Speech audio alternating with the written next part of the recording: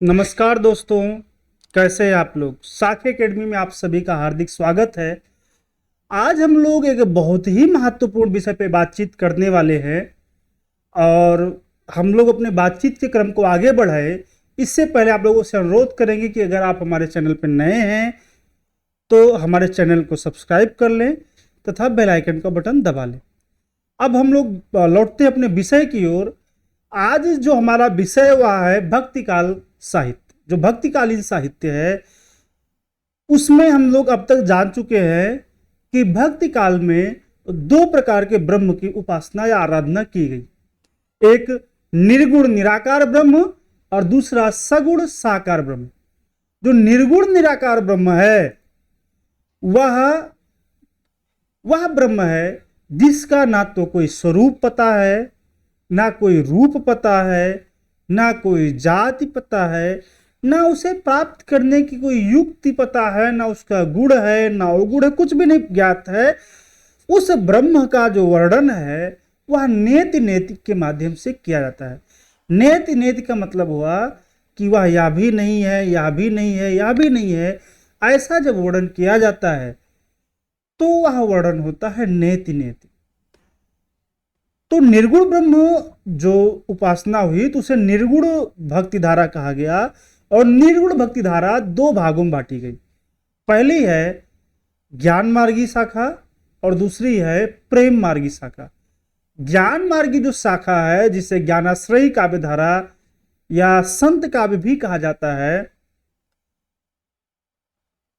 और जो दूसरी शाखा है उसे प्रेम मार्गी शाखा या प्रेमाश्रयी काव्य धारा या सूफी काव्य भी कहा जाता है।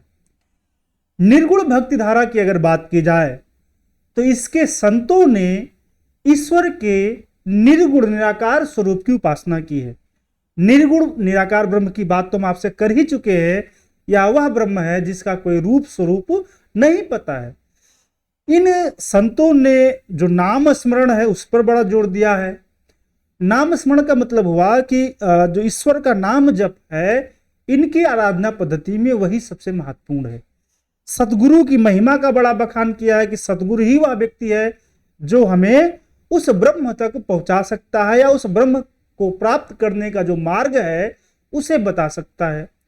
इनके यहाँ वर्ण व्यवस्था जो जाति प्रथा है उसका विरोध देखने को मिलता है, कर्मकांड का विरोध देखने को मिलता है। कबीर ने तमाम जगहों पर ऐसे विरोध किए हैं, ना तो उन्होंने हिंदुओं को बख्शा इस मामले में ना मुस्लिमों को। और रैदास ने तो कहा है मन चंगा तो कठौती में गंगा। तो ये जो संत थे यह संत इसलिए थे क्योंकि यह प्रकृति से शांत थे और निवृत्ति मार्गी थी।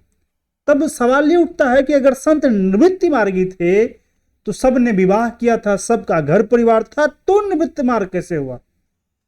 तो निवृत्ति मार्ग का मतलब यह है कि किसी चीज में लिप्सा रखे बगैर ये जीवन को जीते थे और जो ईश्वर भक्ति जो इनका मुख्य उद्देश्य था उसमें निरत रहते थे। तो अगर संत काव्य धारा के प्रमुख कवियों की बात की जाए तो पहले कवि हैं कबीरदास। कबीरदास को अधिकांश विद्वानों ने निर्गुण ज्ञानाश्रयी शाखा या ज्ञान मार्गी शाखा का पुरस्कर्ता या पहला कवि माना है। उसके बाद रैदास, नानक देव, हरिदास निरंजनी, दादू दयाल, मलूक दास, धर्मदास, सुंदरदास, रज्जब, गुरुवंगत, रामदास तथा ऐसे सैकड़ों की संख्या में संत हैं जिन्होंने निर्गुण ज्ञानाश्रयी शाखा के अंतर्गत अपने साहित्य की रचना की। संतों के बारे एक महत्वपूर्ण चीज है कि यह देशाटन करते थे और देशाटन में तमाम ऐसी चीजें हैं जो इन्होंने तमाम भाषाओं को, अलग अलग भाषाओं को सीखा और इनके साहित्य में उनकी झलक देखने को मिलती है। यह सत्संगति भी करते थे और सत्संगति का प्रभाव यह हुआ कि इनके काव्य में कई मतों की बातें आपको देखने को मिल जाएंगी, लेकिन इनका ये जो बात जिस बात पर स्थिर होते हैं वह इनका अपना पचाया हुआ है। इनके विषय में टिप्पणी करते हुए डॉक्टर पीताम्बर दत्त बड़थवाल ने कहा है कि संत शब्द का जो संबंध है वह शांत शब्द से है। शांत उसे कहा जाता है जो निवृत्त मार्गी हो या जीवन में जो वैराग्य को धारण करता हो। संत काव्य परंपरा के जो प्रमुख या पहले कवि हैं वो कबीर माने जाते हैं। इसके अलावा इस परंपरा में 3 महिला कवियत्रियों का भी नाम बड़ी महत्वपूर्ण तरीके से दिखता है, जो है दयाबाई, सहजोबाई और बावरी साहिबा। यानी कि अगर ये सवाल पूछा जाए आपसे कि संत काव्य परंपरा में शामिल महिला संत कौन सी है, तो इन तीनों को नाम में आप देख लीजिए, इनमें से कोई भी महिला संत हो सकती है। संतों में जो पहला सबसे बड़ा नाम है कबीर, उनके बारे में बातचीत करें तो कबीर का जन्म 1398 ईस्वी में हुआ था। इनका जो जन्म स्थान था वह काशी, जिसे बनारस भी कहा जाता है, वहीं पे हुआ था। कहा जाता है कि इनकी मां जो थी वह लोक लाज के कारण, किसी कारणवश उसने जन्म के तुरंत बाद ही इन्हें लहर तारा नामक तालाब के किनारे फेंक दिया था, जहां से अली या नीरू और नीमा नामक दंपत्ति को यह बालक पड़ा हुआ मिला। उन्होंने ही इस बालक का पालन पोषण किया और उन्होंने ही इनका नामकरण कबीर रखा। कबीर का मतलब होता है महान या श्रेष्ठ। कबीर बचपन से ही प्रखर मेधा के व्यक्ति थे, लेकिन इनकी कोई औपचारिक शिक्षा दीक्षा नहीं हुई। कबीर ने खुद अपने काव्य में कहा है कि मसी कागज छुयो नहीं, कलम गयो नहीं हाथ। यानी मैंने अपने हाथ से कभी कापी कलम नहीं पकड़ी है। लेकिन कबीर की कविताओं को, उनकी भक्ति को, उनके काव्य को देखकर ऐसा लगता नहीं है कि कबीर पढ़े लिखे नहीं थे। उन्हें भले ही सांसारिक अक्षर का ज्ञान ना रहा हो, भले ही उन्हें लिप ज्ञान ना रहा हो, लेकिन वो अक्षर ब्रह्म के अनन्य ज्ञाता थे। कबीर का विवाह हुआ था, इनकी पत्नी का नाम था लोई और इनके पुत्र पुत्रियों के नाम मिलते हैं कमाल और कमाली। इसके संदर्भ में कबीर ने लिखा भी है कि डूबा वंश कबीर का, उपजा पुत्र कमाल। कबीर के गुरु के बारे में थोड़ी सी असमंजस की स्थिति है। अधिकांश लोग मानते हैं कबीर के गुरु का नाम रामानंद था, लेकिन मुस्लिम परंपरा शेख तकी को भी इनका गुरु कहती है। लेकिन जो इनके बारे में लिखित प्रमाण उपलब्ध हैं, उनमें रामानंद को ही इनका गुरु कहा गया है। कबीर ने 3 प्रकार की रचनाएं की, पहली साखी, दूसरी सबद और तीसरी रमैनी। साखी शब्द जो है वो संस्कृत के साक्षी शब्द का तद्भव रूप है, सबद शब्द का तद्भव रूप है और रमैनी रामायण का। कबीर जो शब्द है वह अरबी भाषा का शब्द है, जिसका अर्थ होता है महान या श्रेष्ठ। यानी कबीर जिसका भी नाम है वह व्यक्ति या तो महान है या श्रेष्ठ है। हालांकि ये मायने नहीं रखता, लेकिन कबीर शब्द का मतलब यही है। कबीर के बारे में कहा जाता है यह दिल्ली के सुल्तान सिकंदर लोदी के समकालीन थे। एक ग्रंथ है अनंत दास कृत कबीर परिचयी। इसमें यह उल्लेख मिलता है कि सिकंदर लोदी ने किसी मौलाना के कहने पर कबीर पर अनेक प्रकार के अत्याचार किए थे और उन अत्याचारों का जिक्र भी अनंत दास कृत कबीर परिचय में मिलता है। कबीर चरित्र बोध, इस ग्रंथ का नाम आप याद कर लीजिए। कबीर चरित्र बोध एक ऐसा ग्रंथ है जिसमें कबीर का आविर्भाव काल 1455 विक्रमी का स्पष्ट उल्लेख है। इसी के अनुसार कबीर का जो जन्म है वह 1398 ईस्वी निर्धारित किया गया है।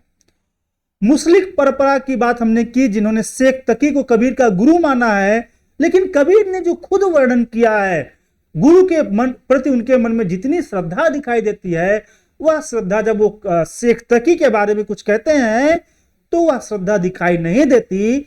इसीलिए शेख तकी को कबीर का गुरु नहीं माना जा सकता। दबिस्तान के लेखक इतिहासकार मोहसिन फानी तथा प्रसंग पारिजात के लेखक चेतन दास ने रामानंद को कबीर का गुरु माना है। किन 2 व्यक्तियों ने कबीर का गुरु रामानंद को माना है? तो ये जो ऐतिहासिक प्रमाण है, एक विद्वान है मोहसिन फानी और दूसरा एक ग्रंथ है प्रसंग पारिजात, इसके लेखक है चेतन दास। इन दोनों ही ग्रंथों में रामानंद को कबीर का गुरु कहा गया है, जो कि सर्वमान्य भी है। कबीर की जो वाणियां हैं, यानी जो कबीर ने जो साखी सबद रमैनी कुछ भी कहा है, उसका जो सबसे प्राचीनतम नमूना देखने को मिलता है वह सिखों के धार्मिक ग्रंथ गुरु ग्रंथ साहिब में मिलता है। कबीर की जो वाणियां थी उनको संकलित बीजक नाम से किया गया है, और यह संकलन उनके शिष्य धर्मदास ने किया है। यानी अगर सवाल आपसे पूछा जाए कि बीजक किसकी रचना है, तो उत्तर होगा कबीरदास की। लेकिन अगर यह कहा जाए कि बीजक का संकलन किसने किया है, तो बीजक का संकलन कबीर के शिष्य धर्मदास ने किया है। बीजक को 3 भागों में बांटा गया है। पहला भाग है उसका साखी, दूसरा सबद, तीसरा रमैनी। साखी का मतलब है, साखी जो है वो संस्कृत के शब्द साक्षी से बना है। साक्षी उपयोग किया गया धर्मोपदेश के अर्थ में। कबीर की शिक्षाओं और सिद्धांतों का निरूपण अधिकांशतः साखियों में हुआ है। साखी दोहा छंद है तथा इसकी भाषा सधुक्कड़ी है, जिसमें राजस्थानी और पंजाबी का मिश्रण देखने को मिलता है। यानी कबीर जो साखी शब्द है वह साक्षी का संस्कृत, उसका जो संस्कृत रूप है वह है साक्षी, और उसका जो तद्भव रूप है वह है साखी। और साखी जो है वो धर्मोपदेश के अर्थ में प्रयुक्त हुई है। इसमें कबीर की शिक्षाओं और सिद्धांतों का निरूपण देखने को मिलता है।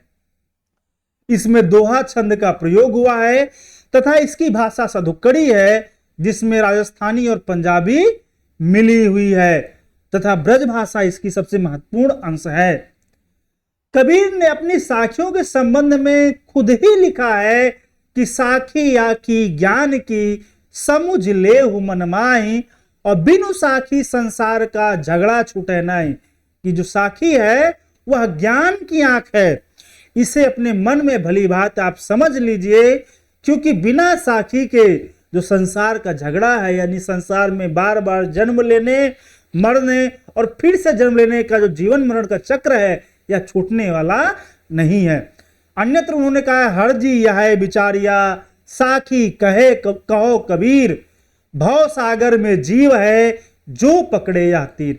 कबीर कहते हैं कि ईश्वर ने विचार कर हमें यह निर्देश दिया कि हे कबीर, तुम साखी का ज्ञान वर्णन करो। भव सागर में यही एक वस्तु है जिसे पकड़कर जो जीव है वह इस संसार सागर को पार कर सकता है। यही इकलौता तीर है जिसके सहारे यह हो सकता है, नहीं तो यह संभव नहीं।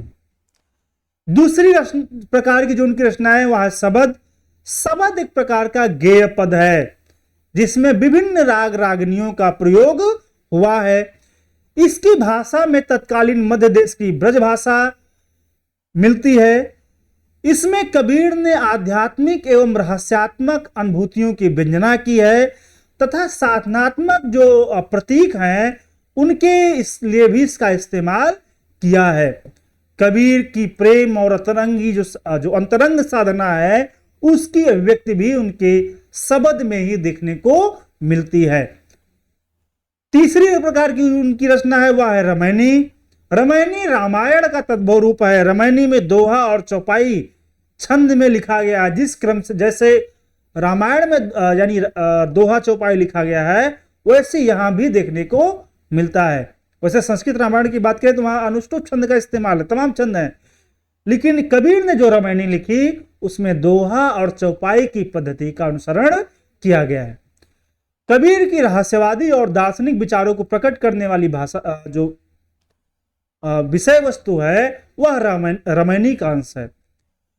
एक ग्रंथ है आईने अकबरी जिसमें यह उल्लेख मिलता है कि कबीर की मृत्यु के बाद उनके शव के अंतिम संस्कार करने के लिए उनके 2 शिष्य, एक का नाम है बीर सिंह बंघेल जो बनारस के राजा हैं और दूसरे शिष्य हैं बिजली खां जो गोरखपुर के नवाब हैं, इन दोनों के मध्य विवाद हुआ था। कबीर के बारे में कहा जाता है कि कबीर अपने जीवन में जितने उग्र रहे, जितने कह सकते क्रांतिकारी रहे, अपने मृत्यु के बारे में भी उतने ही क्रांतिकारी रहे। कबीर का जन्म तो काशी में हुआ, जीवन का अधिकांश पल काशी में बिताया, लेकिन जब मृत्यु की बारी आई तो मगहर चले आए। मगहर एक स्थान है जो जिला बस्ती में पड़ता है, आजकल इसका जिला संत कबीर नगर हो गया है। तो मगहर में आकर उन्होंने अपने प्राण त्यागे। उस समय मगहर के बारे में किंवदंती थी कि जो काशी में मरेगा उसे तो साक्षात स्वर्ग की प्राप्ति होगी, और जो मगहर में मरेगा वह साक्षात नर्क को प्राप्त होगा। तो कबीर ने इस जो मत था इसे भी अपने आचरण के द्वारा ध्वस्त किया। कबीर के संबंध में जो उनकी भाषा है वह सबसे अधिक विवाद का विषय रही। कुछ लोगों ने कबीर की भाषा को कहा कि वह पंचमेल खिचड़ी है, कबीर को भाषा का बहुत अच्छा ज्ञान नहीं था। किसी ने कहा कि कबीर बाड़ी के डिक्टेटर हैं। तो यहां पर हम कई लोगों के मतों का देखेंगे। जैसे आचार्य रामचंद्र शुक्ल ने कबीर की जो भाषा उसे सधुक्कड़ी भाषा कहा है। सधुक्कड़ी यानी साधुओं की भाषा। साधु कौन है? वह व्यक्ति जो एक स्थान से दूसरे स्थान तक भ्रमण करते रहे और उसके हिसाब से वह भाषा सीख कर उनकी भाषा में वो जो अन्य भाषाएं जिन जिन प्रदेशों में गए उसका कुछ प्रभाव दिखने लगे, तो वह भाषा होती है सधुक्कड़ी। कबीर की भाषा में राजस्थानी, खड़ी बोली, पंजाबी इत्यादि के शब्दों का जो दबाव है या उसका जो प्रयोग है वह देखने को मिलता है। इसी आधार पर आचार्य रामचंद्र शुक्ल ने उनकी भाषा को सधुक्कड़ी कहा है। डॉक्टर श्याम सुंदर दास ने कबीर की भाषा को पंचमेल खिचड़ी कहा है। यह नाम थोड़ा सा अटपटा लगता है क्योंकि इतने बड़े कवि की भाषा को पंचमेल खिचड़ी कहा जाए। पंचमेल खिचड़ी से जो श्याम सुंदर दास का अभिप्राय था वह था कि इनकी भाषा में कई भाषाएं मिली हुई है। जिस प्रकार खिचड़ी में दाल, चावल और नमक इत्यादि आप मिला देते हैं तो वह अलग नहीं होती, लेकिन वो झलकती रहती हैं। वैसे ही पंचमेल खिचड़ी भाषा के लिए उन्होंने नाम दिया है। आचार्य हजारी प्रसाद द्विवेदी ने कबीर को भाषा का डिक्टेटर कहा है।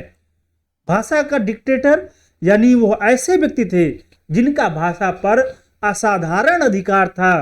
वो जिस प्रकार से चाहते थे भाषा वैसा ही भाव व्यक्त करने के लिए विवश होती थी।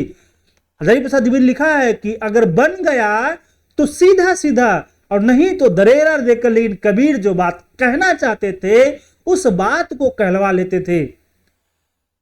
कभी यही नहीं, कबीर कहीं कहीं ऐसे प्रयोग भाषा के करते हैं जिन्हें देखकर लगता है कि वास्तव में कबीर भाषा के बहुत मर्मज्ञ थे। उदाहरण के लिए कबीर अपने आप को ईश्वर का कुत्ता कहते हैं और कहते हैं कबीर कूता राम का मुतिया मेरे नाव, और गले राम की जेवरी और जित खींचे तित जाऊं। यहां जो मुतिया शब्द उन्होंने गढ़ा वह अद्भुत है। वह एक ही शब्द जो है उस शरणागतता का, उस वत्सलता का, उस जो सहजता है, वो जो निरीहता है, उन सब का बोध करा देता है। ऐसे ही कबीर अन्यत्र लिखते हैं तलफे बिनु बालम मोर जिया। यहां जो तलपना शब्द का इस्तेमाल है वह भी कम महत्व नहीं रखता। डॉक्टर बच्चन सिंह ने कबीर की भाषा को संत भाषा कहा है। संत भाषा यानी जैसी बाड़ी एक संत इस्तेमाल करता है वैसे ही बाड़ी कबीरदास की है। कबीरदास के व्यक्तित्व को लेकर भी कई लोगों ने अपने अपने मत रखे हैं। आचार्य हजारी प्रसाद द्विवेदी का मत है कि हिंदी साहित्य के हजार वर्षों के इतिहास में कबीर जैसा व्यक्तित्व लेकर कोई दूसरा व्यक्ति उत्पन्न नहीं हुआ।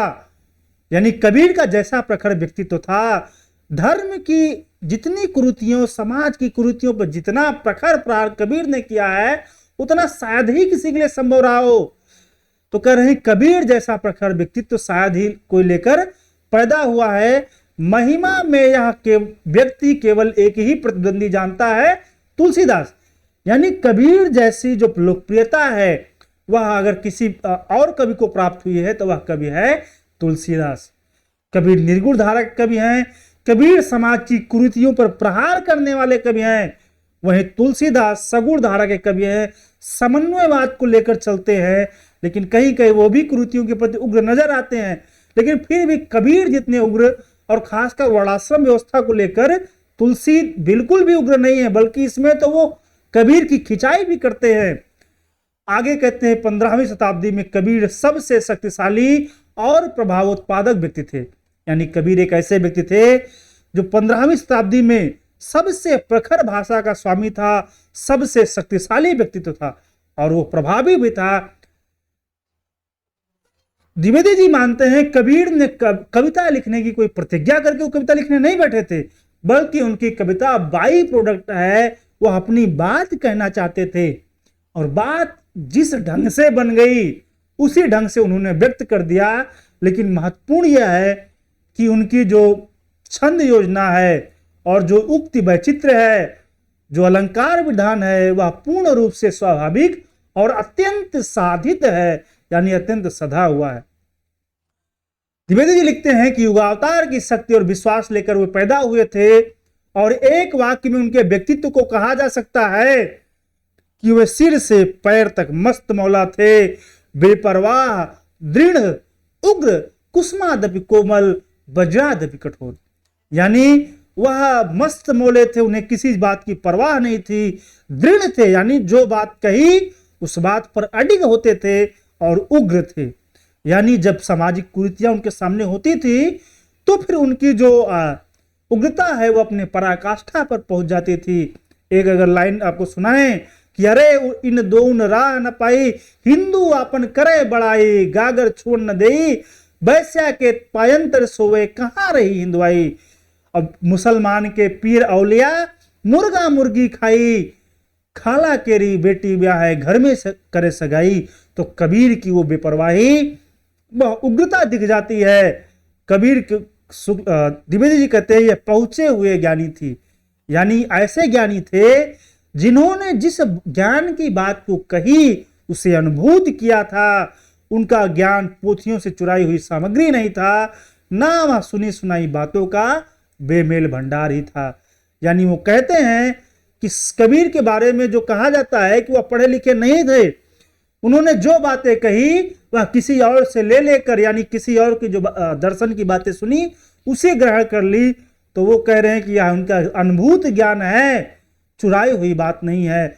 कबीर खुद कहते हैं, मैं कहता आखन की देखी, तू कहता कागज के लेखी। यानी कि उनकी जो कहने की जो भंगिमा है वह यह है कि मेरा ज्ञान वही है जिसे मैंने अनुभूत किया है, मैं किसी कागज की लिखी लिखाई बात का उल्लेख नहीं कर रहा हूं।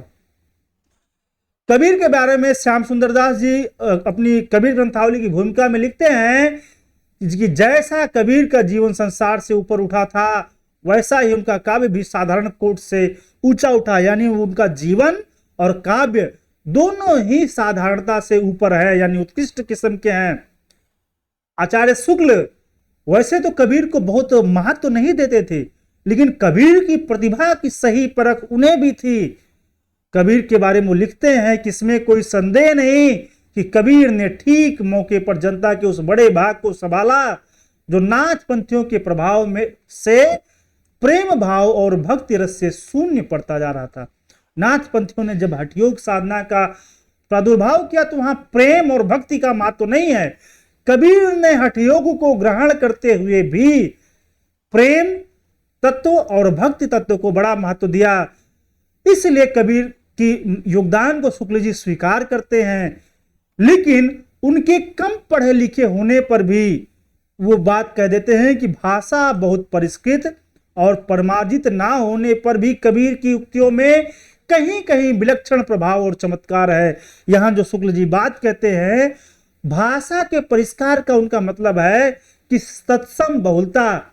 नहीं तो कबीर जैसी जो भाषा इतनी मजबूत भाषा जिसने लिखी है, तो वस्तुतः शुक्ल जी भाषा जो उनके भीतर एक दृष्टि थी वह तुलसीदास की जो भाषा शैली है वह कहीं ना कहीं इस बात में उभर कर आती है, क्योंकि तुलसी की भाषा शुक्ल जी को बड़ी परिष्कृत लगती है, लेकिन फिर भी वो कहते हैं कि प्रतिभा उनमें प्रखर थी, इसमें संदेह नहीं। यानी उनकी जो काव्य प्रतिभा है उसको शुक्ल जी स्वीकार करते हैं। और जो अगली बात जो उन्हें लगता है कि कबीर में कमी है वह है कबीर ने अपनी झाड़ फटकार से हिंदुओं और मुसलमानों का कट्टरपन दूर करने का जो प्रयास किया वह अधिकतर चिढ़ाने वाला हुआ, हृदय को स्पर्श करने वाला नहीं। यानी जो शुक्ल जी कहना चाहते हैं वह यह कि डांट फटकार कर कोई बात समझाने से बेहतर है कि उसे हृदय स्पर्शी ढंग से कहा जाए, और इस मामले में जो कबीर की अखड़ता है वह उन्हें अखड़ती है। इसीलिए वो कहते हैं कि अधिकतर चिढ़ाने वाला सिद्ध हुआ, हृदय को स्पर्श करने वाला नहीं। अंत में कबीर के दर्शन पे बात करते हैं कि कबीर ने भारतीय ब्रह्मवाद, सूफियों के भावात्मक रहस्यवाद, हठ योगियों के साधनात्मक रहस्यवाद, वैष्णव के अहिंसावाद और प्रपत्तिवाद को लेकर अपना मत खड़ा किया था। यह बात शुक्ल जी ने कही है कबीर के बारे में। कबीर के बारे में नाभादास ने लिखा है अपने भक्तमाल में कि भक्ति विमुख जो धर्म ताहि अधर्म करि गायो, कबीर कान राखी नहीं वर्ण आश्रम सठ दर्शनी। कि जो धर्म से, जो भक्ति से विमुख धर्म था, उसे कबीर ने अधर्म कहकर उसका बखान या उसका वर्णन किया है। और कबीर ने वर्णाश्रम की कोई भी जो सठ दर्शनों की बात है उसको भी नहीं बख्शा है इस मामले में। यानी कबीर उस सत्य के पुजारी थे जिसके मार्ग में अगर कुछ आ जाए तो वह उसको भी बख्शते नहीं थे। कई लोगों ने कबीर ग्रंथावली का संपादन किया है। डॉक्टर श्याम सुंदर दास, डॉक्टर माता प्रसाद गुप्त और डॉक्टर पारसनाथ तिवारी ने कबीर ग्रंथावली नाम से उनकी ग्रंथावली का संपादन किया है।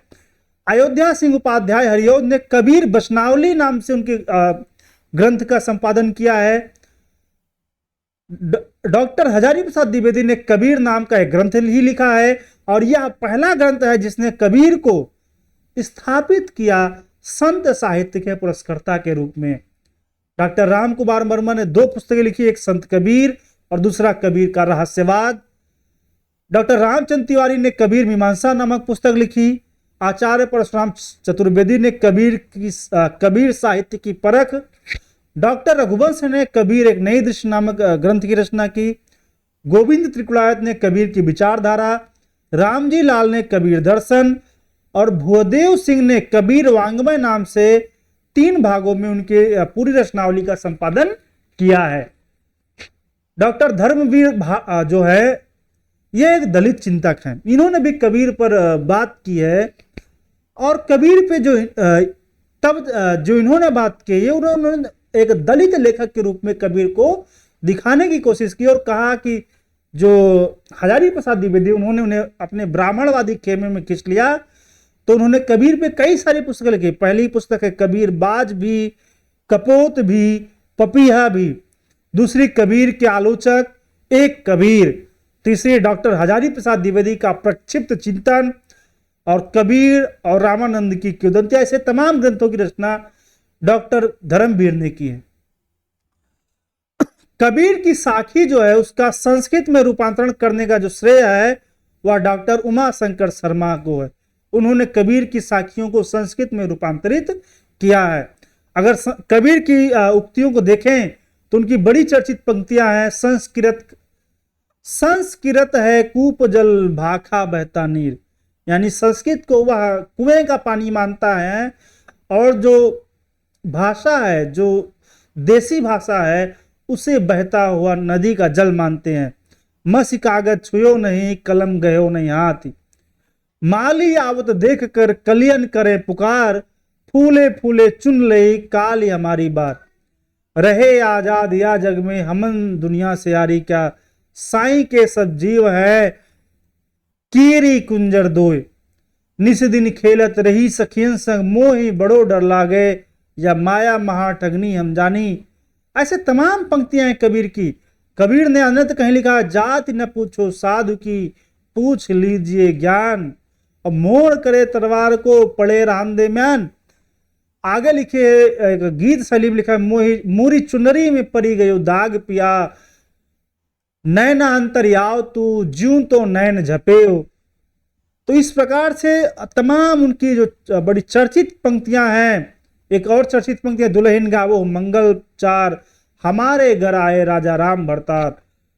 एक अन्य पंक्ति है, पीछे लागा जाई था लोक वेद के साथ, और संतो भाई ज्ञान आई ज्ञान की आंधी री, गुरु गोविंद दो खड़े। बड़ा वो है जो अपने उन्होंने ब्रह्म के बारे में बात की थी, वो ये है कि दशरथ सुत तिहुलोक बखाना, राम नाम का मरम हयाना।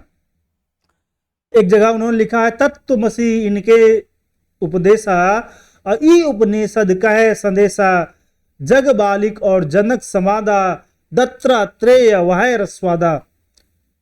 तो ये जो कबीर की जो सारी पंक्तियां हैं या बड़ी सुंदर सुंदर और बड़ी चर्चित पंक्तियां हैं।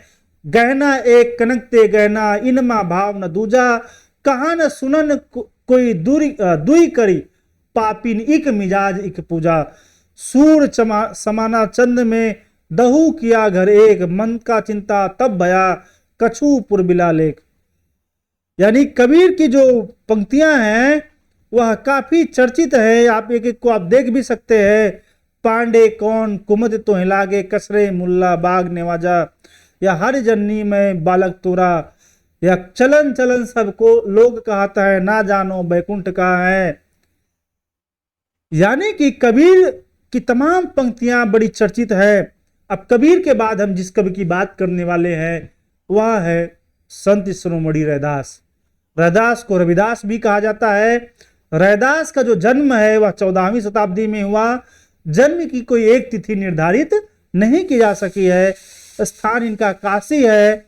इनकी मृत्यु 1448 ईस्वी के आसपास बताई जाती है और वो भी काशी में ही गंगा घाट पे मानी जाती है। इनके भी गुरु रामानंद बताए गए हैं। इनकी पत्नी का नाम था लोना। कबीरदास की पत्नी का नाम था लोई और रैदास की पत्नी का नाम था लोना। रैदास के जो पद हैं वह गुरु ग्रंथ साहिब में 40 पद इनके संकलित मिलते हैं, जबकि एक ग्रंथ है सतबनी जिसमें भी इनके कुछ फुटकल पद मिलते हैं। रैदास भी दिल्ली के सुल्तान सिकंदर लोदी के समकालीन थे तथा उनके निमंत्रण पर वो दिल्ली भी गए थे। इन्होंने अपने बारे में कहा है, कहा रैदास खलास चमारा, ऐसी मेरी जात विख्यात चमारा। यानी इन्होंने अपनी जाति चमार कही है। धन्ना एवं मीराबाई ने अपने पदों में इनका आदर के साथ उल्लेख किया है। मीराबाई को रैदास की शिष्या भी माना जाता है। रैदास की बड़ी चर्चित पंक्तियां हैं कि जाके कुटुंब ढोर ढोवत सब फिरही, अजहू बनारसी आसपासा, आचार सहित विप्र करहि दंड उत, तीन तनय रविदास दासानुदासा। नामदेव कबीर तिलोचन सधना सेन तरया पंक्ति भी इन्हीं की है। माधव क्या कहिए प्रभु, ये पंक्ति बड़ी चर्चित है। अब कैसे छूटे राम नाम रट लागी, प्रभु जी तुम चंदन हम पानी। रैदास के बाद हम बात करते हैं गुरु नानक देव की। गुरु नानक देव का जो जन्म है वो 1469 ईस्वी में तलवंडी नामक स्थान पर हुआ था। तलवंडी जो है वो इस समय पाकिस्तान में आता है। पाकिस्तान का जो लाहौर जिला है उसके ननकाना साहिब नामक स्थान पर है। इनकी मृत्यु 1538 ईस्वी में हुई। इनके माता पिता तृप्ता और कालूचंद खत्री थे। पत्नी का नाम था सुलक्षणी। इनके पुत्र दो हुए, एक लक्ष्मी चंद्र और दूसरे श्री चंद्र। लक्ष्मी चंद्र और श्री चंद्र थे वह उदासी संप्रदाय के प्रवर्तक थे। रचनाएं जो हैं गुरु नानक देव की वो हैं जपू जी, आसारी दीवार, रहिरास और सोहिला। गुरु नानक को सिख पंथ के प्रवर्तन का भी श्रेय जाता है। ये नानक देव को मुगल बादशाह बाबर का समकालीन माना जाता है और बाबर से इनकी भेंट भी हुई थी। इनके साथ रागी नामक मुस्लिम शिष्य भी रहा करता था। अगर गुरु नानक देव के साथ एक मुस्लिम शिष्य था जिसका नाम था रागी। गुरु नानक ने अपना उत्तराधिकार लाहना को सौंपा था तथा उसी का नाम अंगद रखा। नानक जी की बानियों का संकलन गुरु ग्रंथ साहिब के महिला नामक प्रकरण में मिलता है। जपू जी नामक दर्शन इनके दर्शन का सार तत्व है और जपू जी का मतलब हुआ जो गुरु के जो भजन है उन्हीं को जपना या गुरु का जो नाम है उनका स्मरण। और इनकी कविताओं की जो भाषा है वो हिंदी, फारसी, बहुल पंजाबी भाषा है। नसीहत नामक शीर्षक से इन्होंने खड़ी बोली में भी कुछ लिखा है। इनकी रचनाओं में शांत रस की प्रधानता है। जो चर्चित पंक्तियां उनमें जो नर दुख में दुख नहीं माने। एक अन्य पंक्तियां रैन गवाई सोए के दिवस गवैया खाए और हिजरे जैसा जन्म है कौड़ी बदले जाए। गुरु नानक परंपरा में उनके उत्तराधिकारी और प्रमुख कवि जो हुए उनमें गुरु अंगद, गुरु अमरदास, गुरु रामदास, गुरु अर्जुन देव। गुरु अर्जुन देव ने कुछ रचनाएं की हैं जिनका नाम है सुखमणि, 12 मासा, 52 अखरी, और इसके बाद गुरु तेग बहादुर, गुरु गोविंद सिंह। गुरु गोविंद सिंह ने भी कुछ रचनाएं लिखी हैं, जिनमें चंडी चरित्र, 24 अवतार और गोविंद रामायण, ये रचनाएं जो हैं वो गुरु गोविंद सिंह की हैं। नानक देव की रचनाओं को एकत्र करने का जो श्रेय है वो गुरु अंगद को है। गुरु ग्रंथ साहिब में उनके प्रस्तुति का श्रेय गुरु अर्जुन देव को है। गुरु ग्रंथ साहिब में अर्जुन देव के 6000 पद संकलित हैं। अगले कवि जो संत कवि बड़े चर्चित हैं, नाम है दादू दयाल। इनका जन्म का समय है 1544 ईस्वी। जन्म स्थान गुजरात का अहमदाबाद जिला माना जाता है। मृत्यु हुई 1603 ईस्वी में। जो स्थान था वह है नराने, राजस्थान। मूल नाम है दाऊद, जो कि मुस्लिम संप्रदाय से हैं। परिवार में इनके पुत्र हैं, एक है गरीब दास और दूसरे हैं मिस्की दास। यानी दादू दयाल के 2 पुत्र थे, एक गरीब दास और दूसरे मिस्की दास। इनका जो सत्संग स्थल है वह है अलख दरीबा। इन्होंने दादू पंथ की स्थापना की। निर्गुण संतों की परंपरा में दादू एक प्रकार से कबीर की बाड़ी की व्याख्या माने जाते हैं। इनके 52 शिष्य थे, 1 2 नहीं 52 शिष्य थे। इनके प्रमुख शिष्यों में रज्जब, सुंदरदास, प्रागदास, जनगोपाल, जगजीवन, संत दास एवं जगन्नाथ दास हैं। दादू की रचनाओं का जो संकलन है, जो संग्रह है, उनके शिष्य संत दास और जगन्नाथ दास ने हरडे बानी नाम से किया है। यानी कि हरडे बानी का संकलन किसने किया? तो संत दास और जगन्नाथ ने। यह किसकी रचनाओं का संकलन है? तो दादू दयाल की रचनाओं का संकलन है हरडे बानी। रज्जब ने इनकी रचनाओं को अंगवधू शीर्षक से प्रस्तुत किया है। इनके 2 शिष्य संतदास और जगन्नाथ ने इनकी रचनाओं का नाम हरडे बानी नाम से संकलन किया और रज्जब ने इनकी रचनाओं का संकलन अंगवधू नाम से किया है। दादू की रचनाओं में बार बार कबीर का नामोल्लेख मिलता है। डॉक्टर परशुराम चतुर्वेदी ने दादू की प्रामाणिक रचनाओं का संकलन दादू दयाल शीर्षक से संपादित किया है। दादू दयाल की मृत्यु के बाद उनके ज्येष्ठ पुत्र गरीबदास और कनिष्ठ पुत्र मिस्की दास उनके गद्दी के उत्तराधिकारी हुई। इनके शिष्य जगदीवन दास ने सतनामी संप्रदाय का प्रवर्तन किया था। दादू दयाल की चर्चित पंक्तियां हैं, निर्गुण ब्रह्म कियो समाधु, तब चले कबीर साधु, अपना मस्तक काट के वीर हुआ कबीर। ये बड़ी चर्चित लाइन एग्जाम में आता है कि अपना मस्तक काट के वीर हुआ कबीर, आपा मेटे हरि भजे, तन मन तजे विकार, निर्वैरी सब जीव सो, दादू यह मत सार। ये इनकी चर्चित लाइनें हैं। अब अगले जिस कवि की हम बात करने वाले हैं वह आलसियों के महागुरु हैं। उन्होंने लिखा था किसी समय कि अजगर करे न चाकरी, पंछी करे न काम, दास मलुका कह गए सबके दाता राम। यानी मलुक दास की। मलुक दास एक संत कवि थे। इनका जन्म 1574 ईस्वी में हुआ था और ये इलाहाबाद यानी जो वर्तमान में प्रयाग है उसके कड़ा गांव के निवासी थे। मृत्यु इनकी 1662 ईस्वी में हुई। इनके पिता का नाम था सुंदरलाल खत्री, गुरु थे मुरर स्वामी। दादू दयाल ने तमाम रचनाएं लिखी हैं जिनमें ज्ञान बोध, रतन खान, भक्त बच्छावली, भक्ति विवेक, ज्ञान परोक्ष, विभव विभूति, 12 खड़ी, राम अवतार लीला, ब्रज लीला, ध्रुव चरित, सुख सागर, 10 रत्न ग्रंथ, गुरु प्रताप, पुरुष विलास और अलख बानी चर्चित हैं। फिर से आप ग्रंथों के नाम एक बार देख लें। ज्ञान बोध, रतन खान, भक्त बच्छावली, भक्ति विवेक, ज्ञान परोक्षी, विभव विभूति, 12 खड़ी, राम अवतार लीला, ब्रज लीला, ध्रुव चरित, सुख सागर, 10 रत्न ग्रंथ, गुरु प्रताप, पुरुष विलास और अलखबानी। मलुक पंथ का प्रवर्तन मलुकदास ने किया। इनकी भाषा जो है वो अवधी एवं ब्रज दोनों देखने को मिलती है। इनकी कुछ चर्चित लाइनें हैं कि अजगर करे न चाकरी, पंछी करे न काम, दास मलुका कह गए सबके दाता राम, माला जपो न कर जपो, जिभ्या कहो न राम, सुमिरन मेरा हरि करे मैं पाया विश्राम। यानी बड़ी हास्यात्मक पंक्तियां हैं, मनोरंजक भी हैं। संत कवियों में जो सबसे ज्यादा पढ़े लिखे कवि थे उनका नाम है सुंदरदास। जो संत कवि सुंदरदास हैं, इनका जन्म 1596 ईस्वी में हुआ था। जन्म स्थान है दौसा, जयपुर। पिता का नाम है परमानंद खंडेलवाल। इनके गुरु थे दादू दयाल और इनकी रचनाएं हैं ज्ञान समुद्र और सुंदर विलास। सुंदरदास को निर्गुण संतों में सर्वाधिक शास्त्रज्ञ और सुशिक्षित कहा गया है। कवित्त और सवैया छंदों में इन्होंने रचना की है।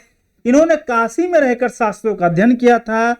इनकी प्रामाणिक रचनाओं का संपादन पुरोहित हरि नारायण शर्मा ने सुंदर ग्रंथावली 2 भागों में किया है।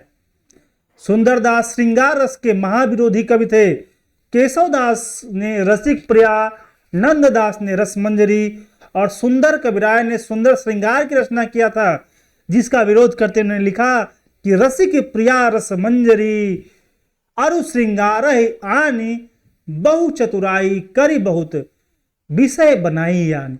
यानी ये लोग जो ये ग्रंथ लिखे बहुत चतुराई इन्होंने दिखाई, लेकिन उन्होंने वास्तव में विष की रचना की है। इसे जो ग्रहण करेगा वही मर जाएगा। एक अन्य संत है जिनका नाम है जम्बदास। ये विष्णुई संप्रदाय के प्रवर्तक माने जाते हैं। इनका भी स्थान जो है जोधपुर के पास पीपासर नामक ग्राम है। इनका दीक्षांत नाम है मुनीन्द्र जम्बदास। संभरा में इनका समाधि स्थल है। इनके प्रमुख शिष्य हैं हाव जी, पाव जी, लोहा पागल, दत्तनाथ और मालदेव। हरदास निरंजनी संप्रदाय के प्रवर्तक हैं। इन्होंने ब्रह्म स्तुति, अष्टपदी जोग ग्रंथ, हंस प्रबोध ग्रंथ, निरपख मूल ग्रंथ, पूजा जोग ग्रंथ, समाधि जोग ग्रंथ, संग्राम जोग ग्रंथ, यानी अगर कोई जोग ग्रंथ नाम से इन्होंने तमाम ग्रंथ लिख डाले हैं, तथा हंस प्रबोध और ब्रह्म स्तुति तथा निरपख मूल 3 अन्य प्रकार के ग्रंथ हैं। निरंजनी संप्रदाय का प्रमुख स्थान, जो प्रमुख मठ है, वह डिडवाना में है। हरिदास की परिचय का संपादन हरिराम जी ने किया है। हरिदास जी के प्रमुख शिष्यों में नारायण दास, हरिराम, रूपदास, शीतलदास, लक्ष्मणदास और गंगादास आदि है। अगर अन्य संत कवियों की बात करें तो धर्मदास, यह कबीर के शिष्य थे और कबीर की वाणियों का संकलन इन्होंने बीजक नाम से किया था। इनकी रचनाओं का जो संकलन है वह धनी धर्मदास की वाणी नाम से संकलित है। इनकी प्रसिद्ध पंक्तियां हैं वर्णों में साहब तुम्हारा चरना, संत सुख लायक दायक प्रभु दुख हरना। संत रज्जब, इनका नाम था रज्जब अली खां, दादू दयाल के शिष्य थे। दादू की रचनाओं को अंगवधु नाम से संकलित किया। इनकी अपनी रचना है जिसका नाम है सब्बंगी, यानी संत रज्जब की रचना का नाम है सब्बंगी और इन्होंने दादू दयाल की रचनाओं को अंगवधु शीर्षक से संकलित किया है। लालदास ने लाल पंथ का प्रवर्तन किया। इनका समाधि स्थल नगला भरतपुर में है। बाबा लाल ने बाबा लाली पंथ का प्रवर्तन किया। इनके विचारों का संग्रह नादिर निकात में संग्रहित है। असरारे मार्फत नामक ग्रंथ में दारा सिको एवं बाबा लाल का वार्तालाप संग्रहित है। यानी कि अगर दारा सिको और बाबा लाल का वार्तालाप किस ग्रंथ में है तो वह ग्रंथ है असरारे मार्फत।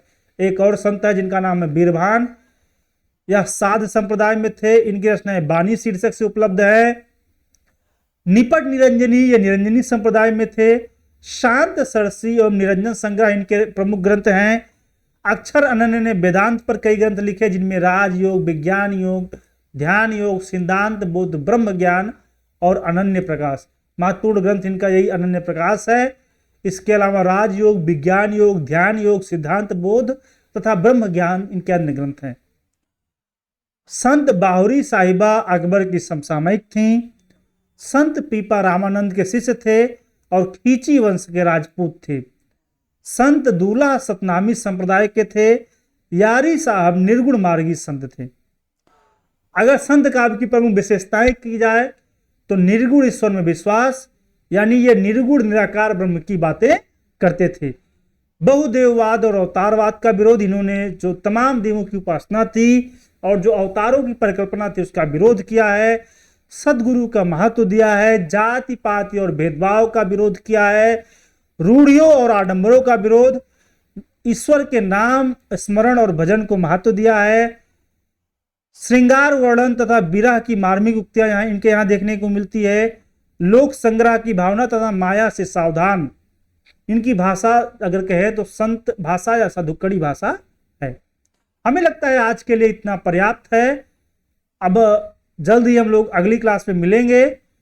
तब तक के लिए आप लोग आराम से अपना अध्ययन करिए और अगली क्लास में जब हम लोग मिलेंगे तब बात करेंगे निर्गुण प्रेम मार्गी काव्य, या जिसे सूफी काव्य